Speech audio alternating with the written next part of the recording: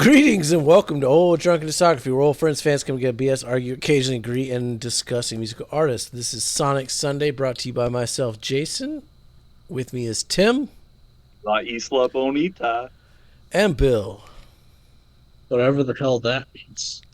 Today we're talking The the Pretty Whitey Island. Album. Ciccone Youth. Tim, why don't you start us off with the Sure. Whitey Album? As an authentic member of the Ciccone youth, um, Needle Gun, it's kind of like a little percussion intro that leads you into silence, which is exactly what it sounds like. But then we get to G-Force, which is really kind of where the album starts. It's a little bit of it's got a nice groove. It's a little bit of poetry hour vocals. And that's going to lead us to Platoon 2, which is kind of soundscapey. Again, go back and watch our Butthole Surfer videos. There was this thing in the 80s where there was a lot of tape manipulation and loops going on. Sonic Youth is definitely a part of that on here.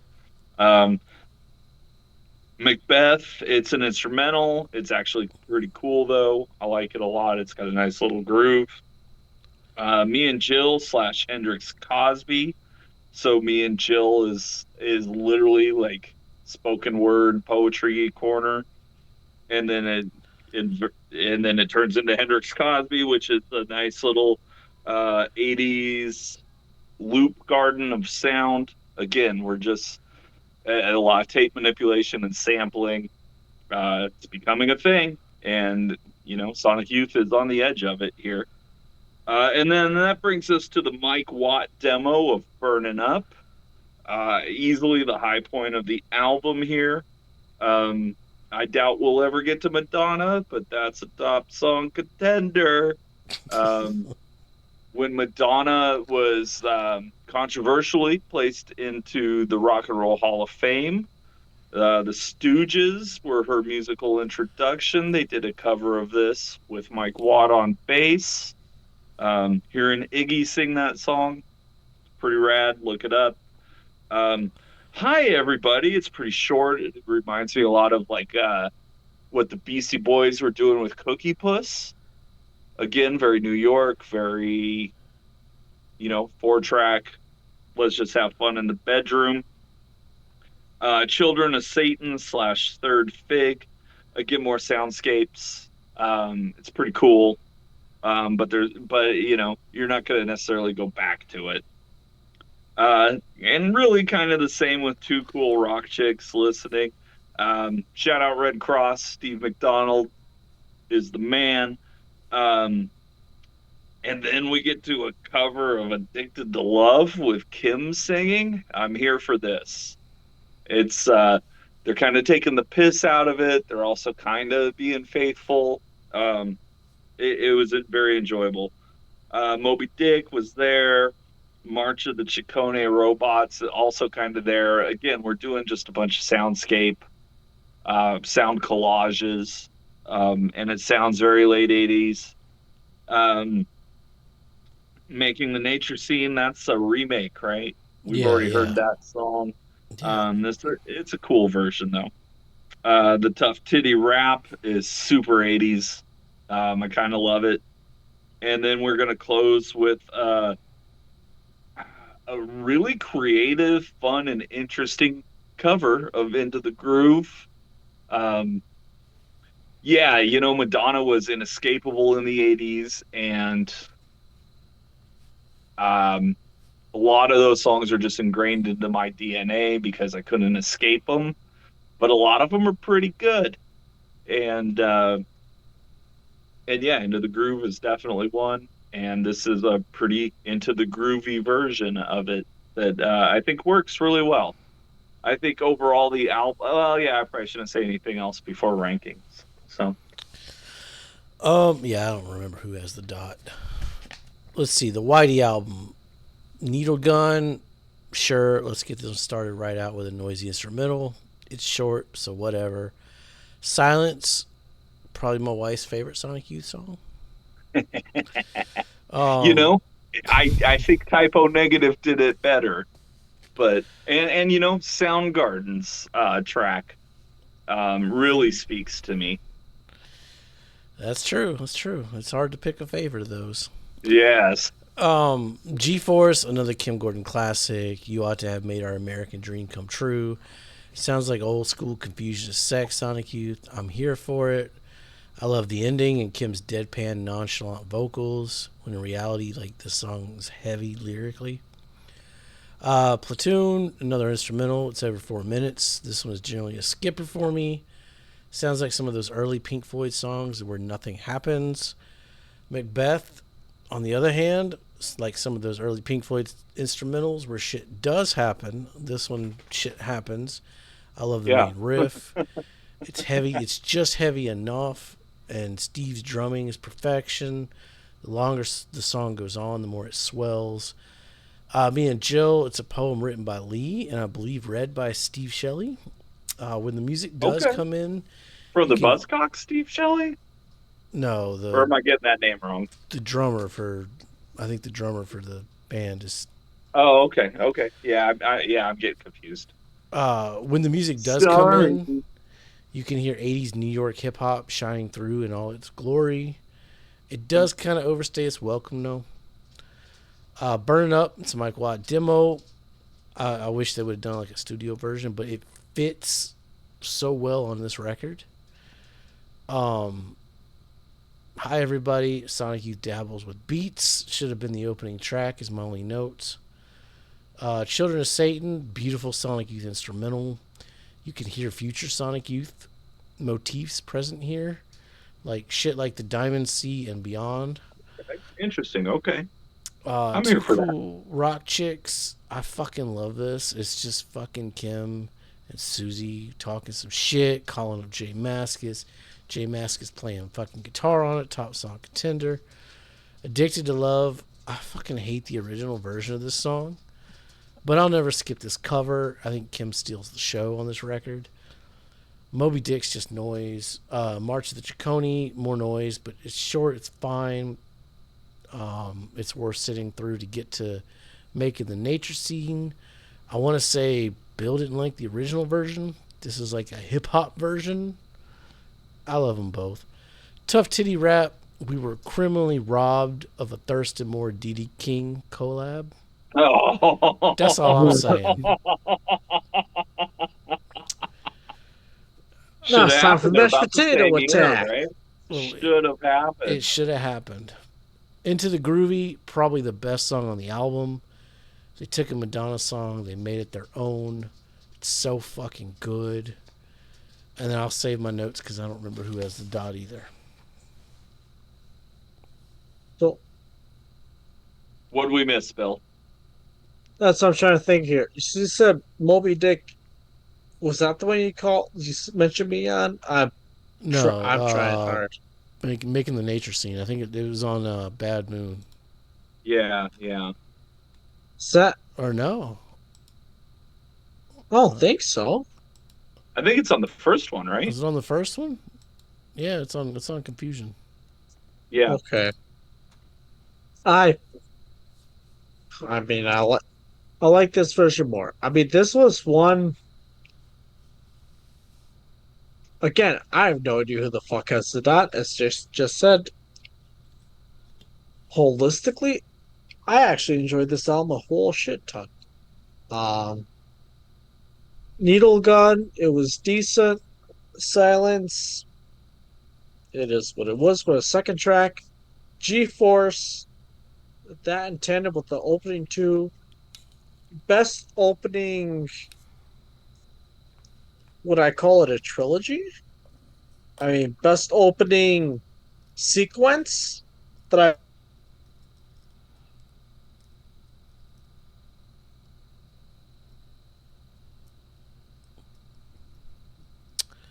what to refer to it as. Yeah, you kind of cut out there, buddy. Best opening sequence. I just got the notification my internet wasn't stable. Like, between Needle Gun, Silence... Yeah, you had the internet part there. Yeah. So between Needle Gun, Track 2 Silence and G-Force, I would say that was the best opening sequence in an album thus far in the discography for me. Interesting. Okay. Wow. Wow. Color code's gonna tell all. I see. Yeah, Color Code's good, that's shocking. probably. Yep. Because actually, I really enjoyed Platoon, especially the bass and drums on that one. Like, I Yeah, actually that's really enjoyed that one a really lot. Right, wrong, or indifferent. Macbeth. So this one got reprised at the end of the album, if I remember correctly, unless if that was a bonus track reprise at the end. Yeah, there's an alternate version, but it's not that much oh different. yeah. Okay. Uh, the main track 5 version, though, I really enjoyed Big Bang.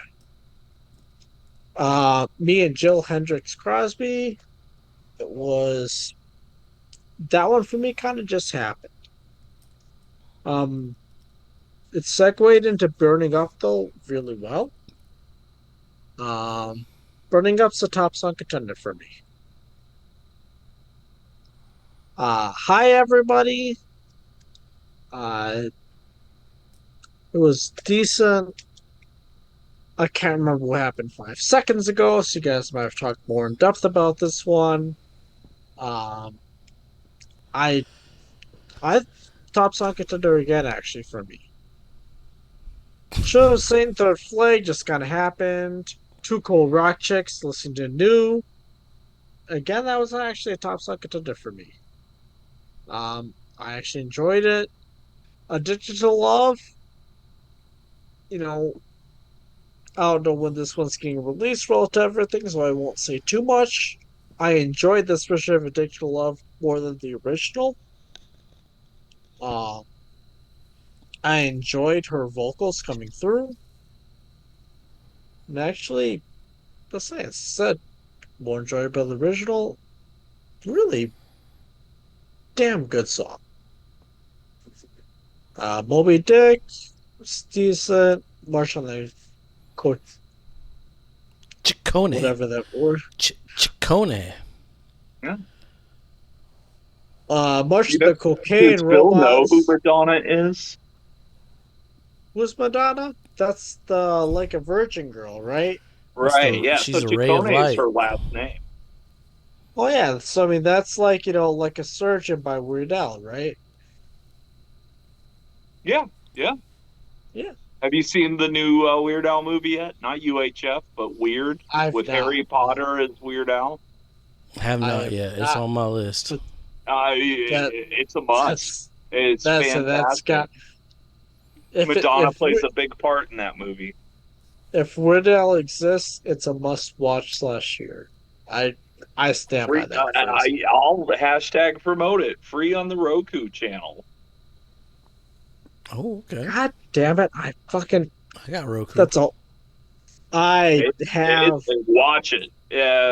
I mean, UHF holds a special place in my heart, but the new Weird Al movie is just as good. All March right. of the Nature Scene. You know what? I also enjoyed that one, honestly. Um, Tough Titty Rep was decent. Into the Groovy. This was the one. This is a cover, correct? If I remember proper. By Yes. Madonna, Yeah, by yes. Madonna. One of her biggest hits. Yep. It's for me. It wasn't as good as the original.